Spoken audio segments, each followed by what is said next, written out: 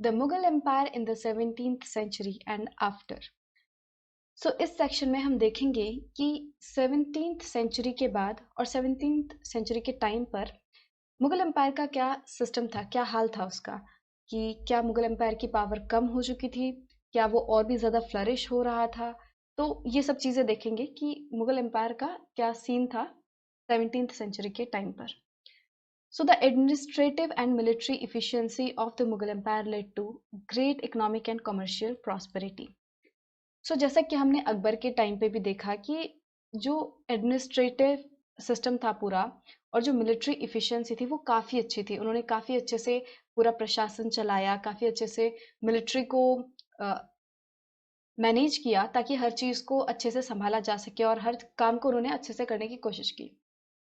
इस पूरे administrative and military efficiency की वजह से बहुत ही ज़्यादा अफेक्ट पूरा पड़ा ओवरऑल इकोनॉमी पर। जो सब कॉन्टिनेंट की इकोनॉमी थी वो काफ़ी ज़्यादा बेटर हो गई। जो कमर्शियल प्रॉस्पेरिटी आई सब कॉन्टिनेंट में, कि जो पूरा सब कॉन्टिनेंट है वो बहुत ज़्यादा वेल्दी हो गया। जो इंटरनेशनल ट्रैवलर्स आए थे हमारे सब कॉन्टिनेंट में, उन्होंने डिस्क्राइब किया it as the fabled land of wealth, कि हमारे सब कॉन्टिनेंट के लिए उन्होंने कहा कि it is a fabled land of wealth, कि मतलब ये ऐसी धरती है, इतनी ज़्यादा धनी है, इतनी ज़्यादा वेल्थ है यहाँ पे, जैसा कि हम किस्से कहानियों में पढ़ते हैं। ठीक है, तो जैसा किस्से कहानियों में सुना था वैसे ही धरती ये है, यहाँ पे उतनी ही वेल्थ है। बट जब ये ट्रैवलर्स हमारे देश में आए और उन्होंने देखा कि यहाँ पे इतनी ज़्यादा वेल्थ है, इतनी ज़्यादा पैसे हैं, धन है, बट इसके साथ साथ उन्हें एक और चीज़ दिखाई पड़ी हमारे सब कॉन्टिनेंट में, जिसे देखकर वो थोड़े से जिसे देखकर उन्हें थोड़ा बुरा लगा। But these same visitors were also appalled at the state of poverty that existed side by side with the greatest opulence. Appalled का मतलब होता है कि बुरा लगना, कि वो लोग ये देखकर हैरान थे और बहुत ज़्यादा खुश थे कि भाई यहाँ पे इस सब कॉन्टिनेंट में बहुत ज़्यादा वेल्थ है। बट उन्हें एक चीज़ का बुरा भी लगा कि इतनी वेल्थ तो है साथ साथ, बट इसके साथ साथ यहाँ पे पॉवर्टी भी बहुत है, गरीबी भी बहुत है, लोग बहुत ही ज़्यादा दयनीय कंडीशंस में यहाँ पे रह रहे हैं। ठीक है, तो एक तरफ पॉवर्टी है और एक तरफ ऑप्यूलेंस है। ऑप्यूलेंस मतलब वही कि वेल्थ बहुत है, समृद्धि बहुत है। ठीक है, और इस स्टेट ऑफ इनइक्वालिटी को देखकर उन्हें बहुत ज्यादा बुरा लगा। अब यहाँ पे हम एक एग्जाम्पल से पढ़ेंगे कि कितनी ज्यादा इनइक्वालिटी थी और किस तरीके से थी। तो शाहजहां के जो शासनकाल था उसके 20th ईयर की कुछ डॉक्यूमेंट्स हैं। Documents from the 20th year of Shahjahan reign, मतलब कि शाहजहां का जो शासनकाल था। शासनकाल क्या होता है कि जो पूरा पीरियड ऑफ हिज रूल, कि उसने पूरे टाइम में कितने टाइम में वो उस राजगद्दी पर रहा, उसने वो काम किया। ठीक है, तो उसने उसके रूलिंग के, उसके रेन के 20th ईयर का एक डॉक्यूमेंट है। ठीक है, जिससे हमें पता चलता है कि शाहजहां के टाइम पर 8,000 मनसबदार थे। टोटल 8,000 मनसबदार थे। मनसबदार क्या होता है? मनसबदार हमने पढ़ा था कि कोई भी ऐसा पर्सन जो कि मुगल एम्पायर में अपनी सर्विस दे रहा हो, मुगल एम्पायर के अंडर काम कर रहा हो। मनसब मतलब रैंक होती है, तो कोई भी ऐसा इंसान जो कि मुगल्स में कोई रैंक होल्डर हो, कोई काम कर रहा हो, किसी पद पर हो। तो कंफ्यूज नहीं होना, क्योंकि इसमें 1 मार्क क्वेश्चन भी आ सकता है कि डिस्क्राइब या फिर डिफाइन मनसबदार। सो शाहजहां के टाइम पर टोटल 8,000 मनसबदार थे, और उन 8,000 में से 445 जो थे वो हाईएस्ट रैंकिंग मनसबदार थे। मतलब 445 ऐसे मनसबदार थे जो कि टॉप रैंक के थे। सो 8,000 का जो 445 जो है, ये 8,000 का लगभग 5.6% है। तो ये जो स्मॉल नंबर है, जो इतना छोटा नंबर है, 5.6% है टोटल नंबर का, ये कितनी वेल्थ का मालिक था? मतलब कि जो टोटल एस्टिमेटेड रेवेन्यू मिलता था पूरे एम्पायर को सैलरी के तौर पर, उस पूरे एस्टिमेटेड रेवेन्यू का 61% कहाँ पे जाता था? 5.6% लोगों के पास। मतलब कि जैसे कि हमने देखा था कि 8,000 मनसबदार वगैरह हैं, तो इनको सैलरी मिलती थी इनको। और सैलरी जो है वो कैसे मिलती थी? रेवेन्यू की फॉर्म में, कि उन्हें उनकी एक एक इलाका दे दिया जाता था, जागीर दे दी जाती थी, और उस जागीर से जो भी रेवेन्यू मिलता था वो उस मनसबदार की सैलरी होती थी। ठीक है, तो इस तरह रेवेन्यू, जो भी पूरा टोटल रेवेन्यू मिल रहा है पूरे 8,000 मनसबदारों को, सो फॉर एग्जाम्पल पूरे 8,000 मनसबदारों को मान लो 100 रुपए मिल रहे हैं, वैसे तो बहुत कम है, मतलब कि आप मान लो, ठीक है, 8,000 मनसबदारों को 100 रुपए मिल रहे हैं। तो इस 100 रुपए में से, ठीक है, इस 100 रुपए में से 61.5 रुपए कितने लोगों को जा रहे हैं? 5.6% को। या फिर आप ये मानो कि 100 मनसबदार हैं, सिर्फ 100 मनसबदार हैं, और 100 मनसबदार कितने रुपए कमा रहे हैं? 100 रुपए टोटल, इन टोटल। ये ठीक है, 100 मनसबदारों को 100 ही रुपए मिल रहे हैं। बट अब इस पूरे 100 रुपए में से 61.5 रुपए कौन ले जा रहा है? इस इनमें से सिर्फ 5.6 मनसबदार, मतलब 5.6 मान लो, आप 6 मनसबदार मान लो कि 100 में से 6 मनसबदार पूरा 61.5 रुपया लेके जा रहे हैं, और जो बाकी बचा 38.5 पैसा जो है वो कितने लोगों के पास जा रहा है? वो बाकी 94.4 लोगों के पास जा रहा है। तो कंफ्यूज नहीं होना, मैं आपको वापस से समझाने की कोशिश करती हूँ, ठीक है। आप यहाँ पे लेवल ऑफ इनइक्वालिटी देखो, तो मैं इस बार पॉइंट में नहीं लूंगी, आपको जल्दी जल्दी ऐसे ही समझा देती हूँ कि 100 लोग हैं, ठीक है। ये लोग 100 लोग इन टोटल 100 रुपया ही कमा रहे हैं, ठीक है। इन टोटल ये 100 रुपए कमा रहे हैं, 100 रुपीज। अब इस 100 रुपीज का जो 61 रुपया है, लगभग 61 रुपए हैं, वो कितने लोगों के पास जा रहे हैं? वो लगभग 7 लोगों के पास जा रहे हैं। मतलब 100 में से 7% जो है वो 61 रुपए लेके चले जा रहे हैं, और बाकी जो 93 लोग बचे उनके पास बाकी 39 रुपए मिल रहे हैं। तो आप इनइक्वालिटी देख सकते हो। तो पता है बेसिकली क्या होता है कि वर्ल्ड में भी अगर आप देखोगे और आज के डेट में भी देखोगे, तो पूरे पॉपुलेशन के 80% ऐसे लोग होते हैं, पूरे पॉपुलेशन में से 80-20 का रेशो चलता है, ठीक है। जैसे 20%, 80%, तो पूरे पॉपुलेशन का 20% जो लोग हैं वो पूरे वेल्थ की 80% जो है वो संभाल के बैठे हैं, ठीक है। मतलब हमारे देश में जितना भी पैसा है उसका 80% पैसा 20% लोगों के पास है, और 80% लोगों के पास सिर्फ 20% पैसा है। तो एक तरीके से ये एवरेज मतलब चलता है, एस्टिमेटेड कि 80-20 का रेशो चलता है। सो ऐसा नहीं है कि मुगल्स के टाइम पे ही इनइक्वालिटी थी, वो इनइक्वालिटी आज भी है और काफी हद तक है, ठीक है। तो प्रॉब्लम आज भी है। सो आप देख सकते हो कि कितनी ज्यादा इनइक्वालिटी थी, मैंने कोशिश की आपको समझाने की, और ये चीज आज भी है, ठीक है। अब जो मुगल एम्परर्स होते थे, जो मुगलों के रूलर्स होते थे, राजा होते थे, वो और उनके जो मनसबदार हैं, वो जितना भी उन्हें पैसा मिलता था उसका ज्यादा से ज्यादा हिस्सा वो सैलरीज में एंड गुड्स पे स्पेंड कर देते थे। कि मतलब कि उन्हें भी अलग अलग लोगों को सैलरीज देनी होती थी, ठीक है। जैसे कि मनसबदार अपने नीचे जो भी मिलिट्रीज को मेंटेन कर रहे हैं उनकी सैलरी देना, या फिर और भी जो बाकी सारे काम होते हैं उनके लिए लोगों को सैलरी देना। तो उनके रेवेन्यू का, मुगल एम्परर्स के एंड मनसबदार के रेवेन्यू का ज्यादातर भाग कहाँ पे जाता था? सैलरीज में एंड गुड्स में। गुड्स में कैसे कि जैसे अलग अलग चीजों की जरूरत होती है, बहुत सारे लोगों को अलग अलग चीजों का शौक भी होता है, कि किसी को पॉटरी का शौक है कि वो लोग अपने अ, जो कुम्हार वगैरह है उनसे पॉटरी का सामान खरीदते रहते हैं, या फिर महंगी महंगी चीजें, उन वस्तुओं पर ये लोग अपना पैसा खर्च करते थे, है ना। बड़े लोगों के बड़े शौक, वो गुड्स पर पैसा लगाते थे।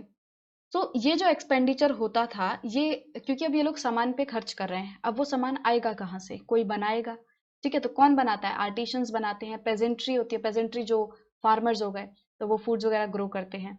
तो जो आर्टिशंस थे और जो पेजेंट्री थी, उन लोगों को इसका फायदा हुआ कि ये जो मुगल्स वगैरह जो पैसा खर्च करते थे, तो क्योंकि वो गुड्स वगैरह पे भी खर्च करते थे, तो उसका फायदा हो गया आर्टिशंस एंड पेजेंट्री को। But the scale of revenue collection left very little for investment in the hands of primary producers. अब होता क्या था कि इन्हें वैसे तो फायदा हो रहा है कि इनका जो प्रोड्यूस है वो बिक रहा है, बट क्योंकि इन लोगों के ऊपर टैक्सेशन ही इतना ज्यादा लगा दिया था, टैक्स का अमाउंट ही इतना ज्यादा था, तो कि इन लोगों के लिए कुछ बचता नहीं था, इतना एक्स्ट्रा नहीं बचता था कि वो लोग थोड़ा बहुत पैसा बचा के और इन्वेस्ट कर दें, अपने बिजनेस को और थोड़ा बढ़ा लें, इतना नहीं बचता था।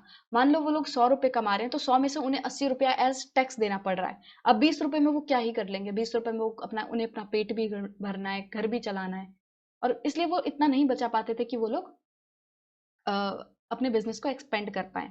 तो मतलब कि उनका एक तरह से सेल्स बढ़ी है, बट इतना ज्यादा रेवेन्यू नहीं बढ़ा है, उनका इनकम उतनी ज्यादा नहीं हुई है।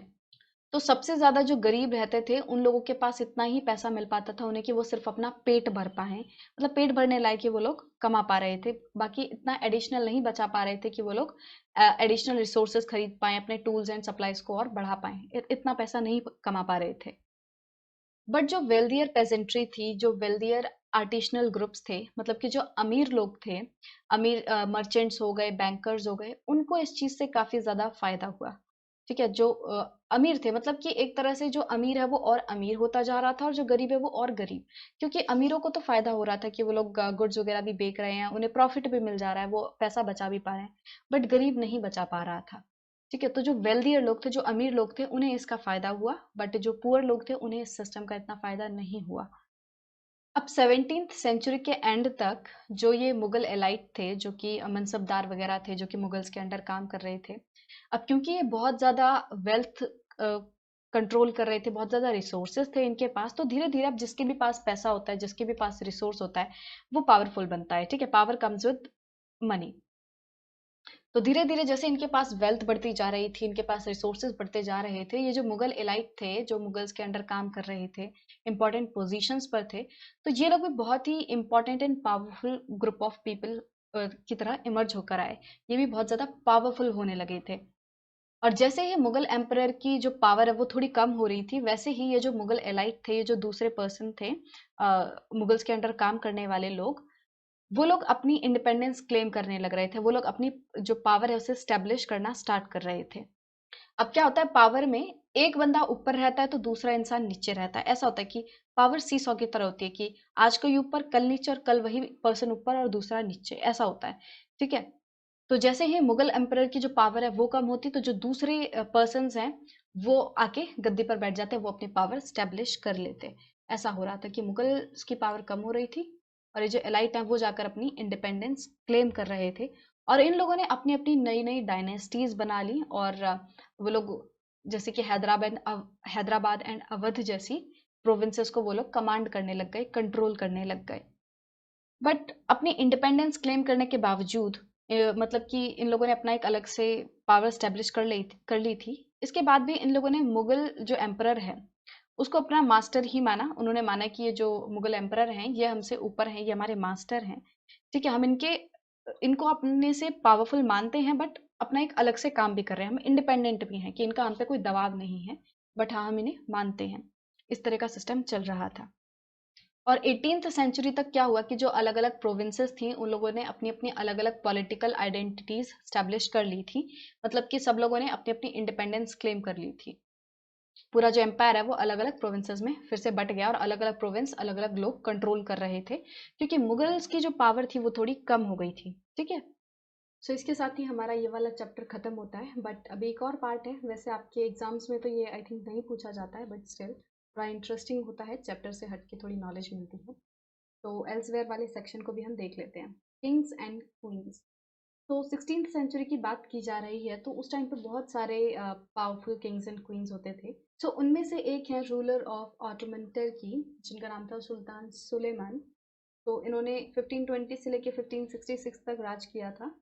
सुल्तान सुलेमान के रूल के टाइम पर जो ऑटोमन स्टेट है वो यूरोप वाले इलाके तक फैल गया। इन लोगों ने, जो सुल्तान सुलेमान है, उन्होंने यूरोप वाले इलाके में भी अपना साम्राज्य बढ़ाने की सोची, और वहाँ पे इन्होंने हंगरी एंड ऑस्ट्रिया पर कब्जा कर लिया, और उसके बाद बगदाद एंड इराक वाले इलाके को भी इन्होंने अपने कंट्रोल में ले लिया।